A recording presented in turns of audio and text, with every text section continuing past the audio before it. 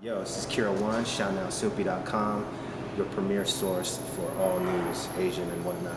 Hey, what's going on, everybody? It's David Fung from Make It in the Motherland at Soompi.com, and I'm here with Korean American artist Kero. What's up, man? Kero. For the audience out there who may not be familiar with you, can you just give a brief introduction of yourself? Yeah, my name's Kero again, from San Francisco, and started making music in around 2005, and just been DJing, making music, performing, and started a small indie label as well. You've been doing music for quite some time now, right? But now recently, it's been really being caught on. You recently just did a world tour. So first, tell us about why do you think it's finally started to catch on now, and then also tell us about the world tour. Yeah, I think definitely the whole internet thing has helped a lot. Originally for me, especially my career kind of started in Japan, ironically. It kind of blew up out there in some ways in the underground scene, and then it kind of came back. But yeah, just this recent tour that I went on in 2009 with Epik High, it was kind of like, we knew it was going to be dope and we knew it was going to be big, but we didn't know it was going to be like that. And I mean, pretty much the level of, just hype and exposure and just networking and connections that came out of that was just phenomenal. So since then, I think that snowball has just been rolling. And again, it's like I'm connecting with my Asian fans more than ever. And because of that, I feel like there's definitely kind of that fire that multiplies, because we Asians are just everywhere. So.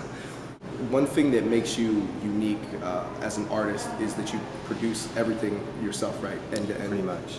And tell us a little bit about that, because I think that's definitely noteworthy. Yeah, I mean, it started out as I needed a producer to work on my stuff, but I couldn't really find one, especially in the area that I grew up. There just weren't that many people doing that. So I kind of learned myself, man.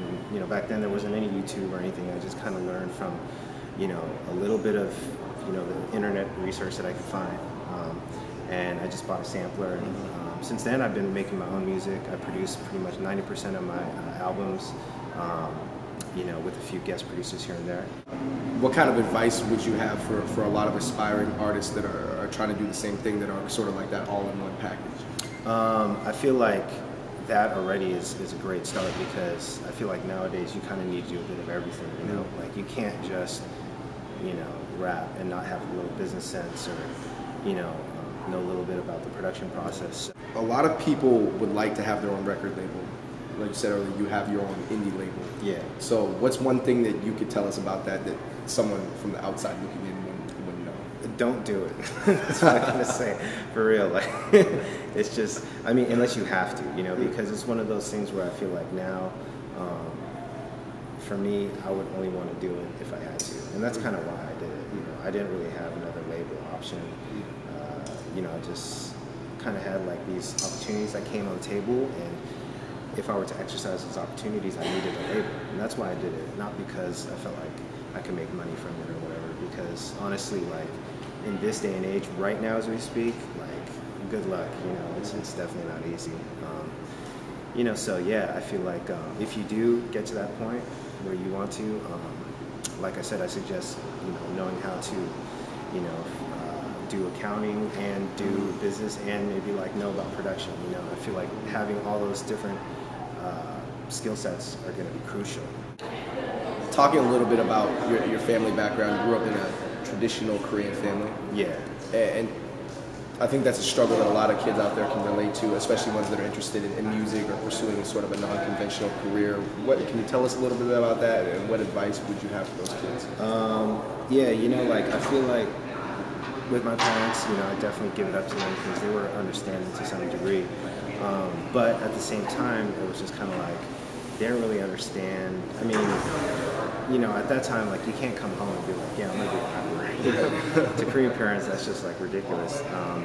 And it was just kind of one of those things where eventually, when it hit the Korean news or whatever and came back to them, is when they're like, oh, okay, I think I understand. So,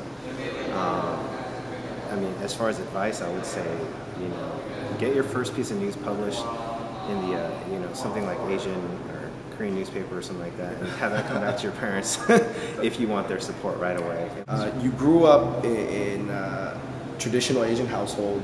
You you ended up graduating from college, and then you entered the corporate world. Right. And now you're in music. Yeah.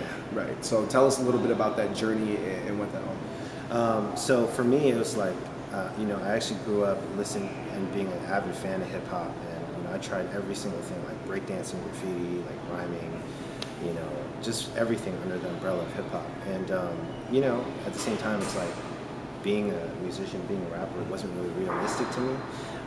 So I went to college, did my thing, ended up in the corporate world, working for like big companies, and eventually ended up doing web design as a career.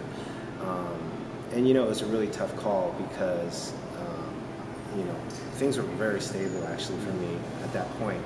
It was like I had a 9 to 5. I knew when income was coming in, which is rare in the music field sometimes. And I just pretty much had to decide whether I'm going to put in my 2 weeks and just go for this music thing full time. And I did it, Talking about working with Epik High, they're probably the hottest rap group, not only in Korea, but all of Asia right now. Definitely the hottest, most popular Asian artist in America. Yeah.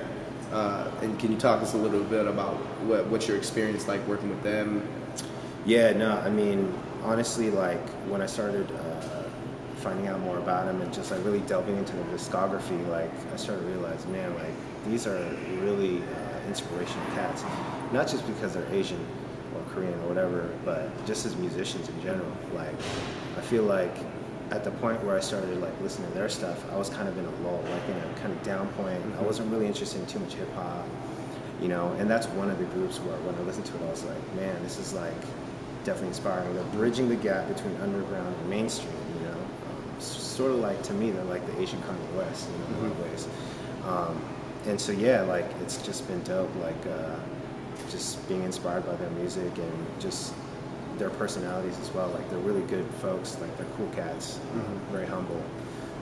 Do you plan on working with any other Asian American artists coming up? Well, definitely, like aside from the Map the Soul and MYK actually, we've been talking, we've been kind of thinking about working on some stuff together.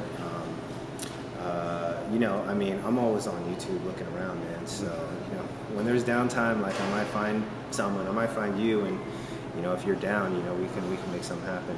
You have a show on May 30th coming up in Seattle. Yeah. But it's a special show because Jay Park is doing that. And can you talk to us a little bit about what you know about him or the whole situation and this whole phenomenon that's sort of taken over the internet? I just more recently found out about him ever since the show kind of started coming together. And I'm definitely excited about the show because I've seen some of his dancing, and dude's really talented. So yeah, we're gonna rock it together. It's gonna be huge, and it's just gonna be a good energy, I think, overall, because there's gonna be a lot of talent in the house, I feel like. I mean, I just heard a lot of different things, like he's working with Teddy Riley, working with Snoop, working with Dumb. I mean, I just want to shout out all the cats out there checking for my stuff and supporting all the Asian kids out there. Kinetic World is coming out June 15th, and yeah, big shouts out to Soompi.